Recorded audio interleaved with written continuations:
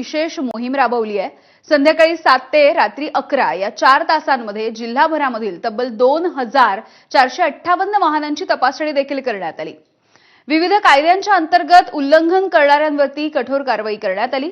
कायद्याचं उल्लंघन करणाऱ्या 671 वाहन चालकांवरती कारवाई करत पोलिसांनी तब्बल 5,10,350 रुपयांचा दंड वसूल केलाय।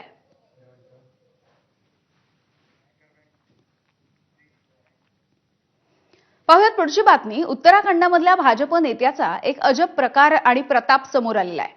प्रभात कुमार यांनी उत्तराखंड आणि बिहारमध्ये मतदान केलंय।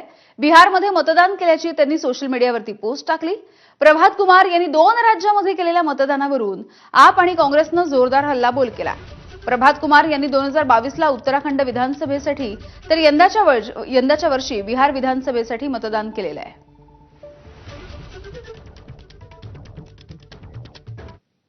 बातमी आहे अहमदाबादमधली।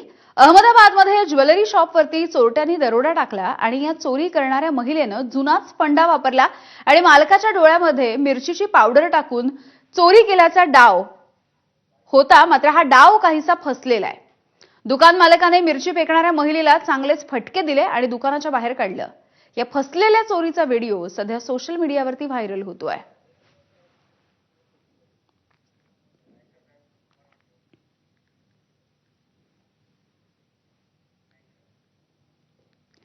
बातमी आहे मध्य प्रदेशातली। मध्य प्रदेशामध्ये 2 वाघांमध्ये सामना रंगल्याचं बघायला मिळतंय। दोघा वाघांमध्ये चांगलीच फायटिंग झालेली आहे आणि या 2 वाघांच्या झुंजीचा व्हिडिओ सध्या सोशल मीडियावरती व्हायरल होतोय। एक वाघ हा दबा धरून बसलेला होता। दुसऱ्या वाघाला बघून त्याने लगेच हल्ला देखील केला। हा व्हिडिओ सध्या समोर आलेला आहे।